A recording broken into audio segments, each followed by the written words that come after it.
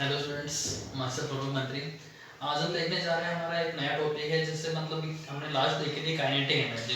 तो kinetic energy हम अच्छी तरीके से पढ़ चुके थे, क्या चीज़ होती है। कोई भी ऑब्जेक्ट जो कंटिन्यू मूवमेंट में है, मतलब उसके मूवमेंट की वजह से उसमें जो एनर्जी क्रिएट होती है उसको क्या बोलते हैं, काइनेटिक एनर्जी। या कोई भी ऑब्जेक्ट मूवमेंट में है या उसके मोशन की वजह से जो एनर्जी है उसमें, उसको क्या बोलेंगे, काइनेटिक एनर्जी। तो इसकी डिफाइन भी क्या है हमारे पास, energy due to a motion of any object is called kinetic energy। तो ये तो थी हमारी काइनेटिक एनर्जी की बात, जिसको हम लास्ट क्लास में हमारे डिस्कस कर चुके थे। अब इसके बाद आ रही है हमारे पास नेक्स्ट की भाई पोटेंशियल एनर्जी। पोटेंशियल एनर्जी से पहले अपन इसका एक एग्जांपल जरूर देख के चलेंगे काइनेटिक एनर्जी का, कि भाई इसके अगर न्यूमेरिकल्स आए तो अपन काइनेटिक एनर्जी किस तरीके से फाइंड कर सकते हैं उसका फॉर्मूला यूज करके, ठीक है ना। तो शुरू करते हैं। देखिए हमारे पास एक एग्जांपल है, an object of mass 15 kg is moving with a uniform velocity of 4 metre पर सेकंड। कोई ऑब्जेक्ट है जिसका वजन है 15 kg, वो मूवमेंट में है, यूनिफॉर्म वेलोसिटी जिस जो है 4 मीटर पर second. What is the kinetic energy, इसकी काइनेटिक एनर्जी क्या होगी हमें ये पता करना है। तो मास इसका कितना है 15 kg, वेलोसिटी कितनी है 4 मीटर पर सेकंड। अब हमें निकालनी है इसकी काइनेटिक एनर्जी। तो E के equal to half M V square, half into M की वैल्यू 15 और V की वैल्यू है हमारे पास 4 जो क्वेश्चन में गिवन है। तो V की वैल्यू 4 इंटू 4 क्योंकि V स्क्वायर है। तो 1/2 की जगह 1/2 15 इंटू 4 इंटू 4। इसकी कैलकुलेशन अपन सोल्व करके निकालते हैं। तो अपने पास आ रहे 2 1 जा और ये हो गए 2 2 जा, 4 2 जा 8 और 8 को 15 से मल्टीप्लाई कराया तो हमारे पास आ जाएंगे 120 जूल। यानी कि काइनेटिक एनर्जी जो टोटल है हमारे पास कितनी मिल जाएगी 120 जूल, ठीक है। ये हो गया न्यूमेरिकल कंप्लीट। तो इस तरीके से कोई भी और भी न्यूमेरिकल्स आए तो आप इस मेथड का यूज करके उनको सोल्व कर सकते हैं। फिर भी ऐसा कोई न्यूमेरिकल्स मिल जाए जिनमें आपको इश्यू रह जाता है तो फिर वापस से एक बार मुझसे आप पूछ सकते हैं। आपको वीडियो के डिस्क्रिप्शन में एक लिंक प्रोवाइड कर रखी है जहां से आप आपके सारी प्रॉब्लम्स को पूछ सकते हैं, ठीक है।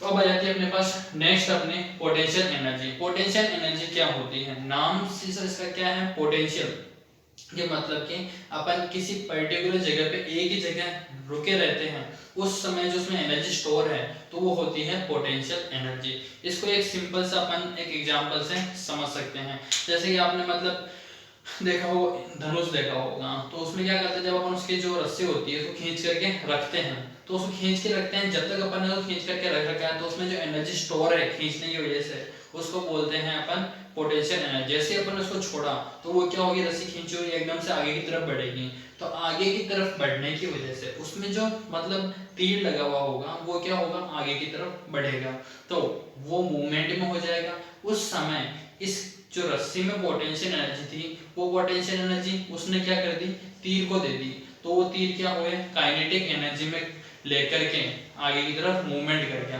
क्योंकि उसमें मूवमेंट हुआ है तो उसमें एनर्जी हुई काइनेटिक, और जो जब तक अपने रस्सी को पकड़ रखा है तब तक उसमें एनर्जी कौन सी है, पोटेंशियल एनर्जी, ठीक है ना।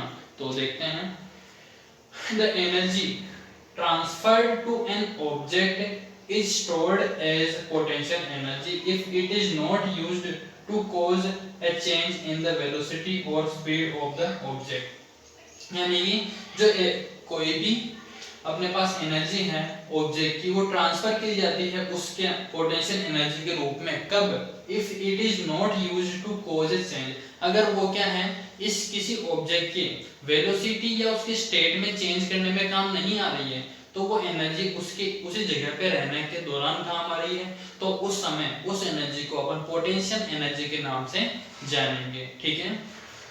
हाँ, the potential energy possessed by the object is the energy present in it by virtue of its position or configuration। यानी कि किसी भी ऑब्जेक्ट की उसकी पोजीशन की वजह से उसमें जो एनर्जी स्टोर होती है, मतलब एक ही जगह पे रहने की वजह से या वो जिस जगह पे स्टोर है उसकी वजह से उसमें जो एनर्जी स्टोर है उसको क्या बोलेंगे अपन, पोटेंशियल एनर्जी, ठीक है। तो ये चीज अच्छी तरीके से ध्यान रखें। अब आता है इसका मैथमेटिकल रिप्रेजेंटेशन कैसे कर सकते हैं, कि मतलब इसका कैसे अपन इसका फॉर्मूला बना सकते हैं पोटेंशियल एनर्जी का। जिस तरीके से अपन ने काइनेटिक एनर्जी का फॉर्मूला बनाया, इस तरीके से पोटेंशियल एनर्जी का भी एक फॉर्मूला होता है, तो उसको देखें। Potential energy of an object at a height h, यानी कि हाइट यहाँ पे क्या है इस ऑब्जेक्ट की, h मानी जा सकती है। किसी भी ऑब्जेक्ट की हाइट मतलब h हाइट पे है, उसका मास m है और ग्रेविटेशनल एक्सेलरेशन जो काम कर रहा है उस समय g हो, तो उसका फॉर्मूला क्या हो सकता है वो हम देखते हैं। An object increase its energy when raised through a height, यानी कि कोई ऑब्जेक्ट हो वो क्या करती है, उसकी एनर्जी को इंक्रीज करती है जैसे जैसे उसको ऊपर की तरफ बढ़ाया जाता है। The energy present in such an object is the gravitational potential energy. इस समय उसके अंदर जो एनर्जी स्टोर होती है उसको ग्रेविटेशनल पोटेंशियल एनर्जी के नाम से जाना जाता है।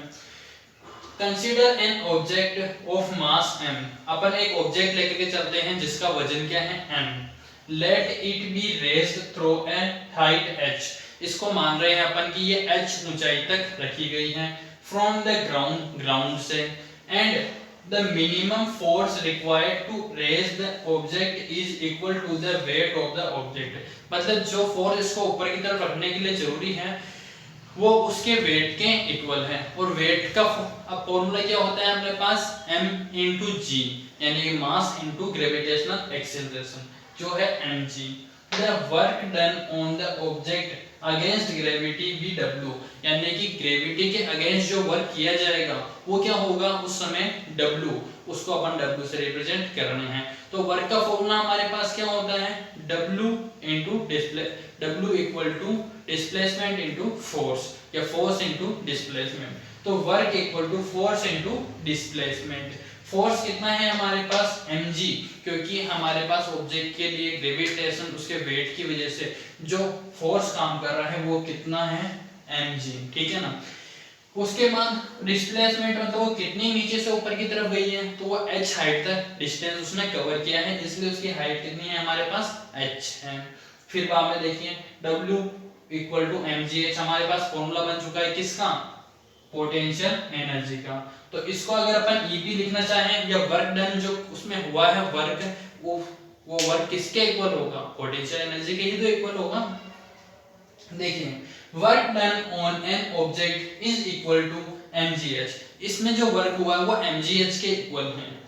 An energy equal to mgh units is gained by the object, यानी कि ये एनर्जी उसके द्वारा गेन की गई एनर्जी है।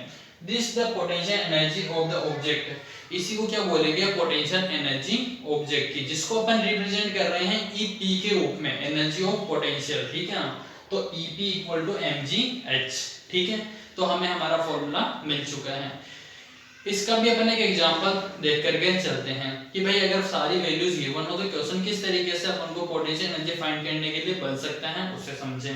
देखें, find the energy possessed by an object of mass 10 kg, यानी कि एनर्जी फाइंड करनी है उसकी possessed by an object of mass 10 kg, यानी 10 किलो वेट वाली कोई ऑब्जेक्ट है उसकी वजह से जो मतलब एनर्जी रिलीज हो रही है। It is at a height of 6 metre, जो 6 मीटर ऊंची है अबव द ग्राउंड से, और g की वैल्यू उन्होंने बता रखी है 9.8 मीटर पर सेकंड। या तो g की वैल्यू अगर दे रखी हो तो कोई दिक्कत नहीं है, नहीं दे रखी हो तो अपन 10 यूज कर सकते हैं या फिर 9.8 यूज कर सकते हैं। तो कोई सी भी वैल्यू अगर आप यूज करोगे आंसर अप्रोक्स में हमारे करेक्ट आएंगे। हाँ देखते हैं, m की वैल्यू है हमारे पास 10, h की है 6, g की है 9.8 मीटर पर सेकंड स्क्वायर। फिर फाइंड करना है पोटेंशियल एनर्जी, तो PE जिसको मैं शॉर्ट में लिख रहा हूँ PE, इसका मतलब पोटेंशियल एनर्जी होता है। तो mgh equal to 10 into m की वैल्यू 10, g की वैल्यू 9.8 और h की वैल्यू हमारे पास 6, तीनों को मल्टीप्लाई करा हमारे पास आ गए 588 जूल, ठीक है। तो ये आ गई हमारे पास पोटेंशियल एनर्जी, ठीक है। तो ये पोटेंशियल एनर्जी का फॉर्मूला को इस तरीके से अपन सोल्व करेंगे। न्यूमेरिकल्स आएंगे तो उनको इस तरीके से सोल्व किया जाएगा। तो एक एग्जांपल मैंने आपको बताया है, बाकी के एग्जांपल्स आप भी खुद ट्राई करें अपनी बुक में से। कोई इश्यू या डाउट रहे तो वापस एक बार जरूर पूछें, ठीक है। तो आज की क्लास हमारी इन्हीं टॉपिक के साथ यहीं पे ओवर होती है। आगे आने वाली क्लास में हम नेक्स्ट टॉपिक को डिस्कस करेंगे।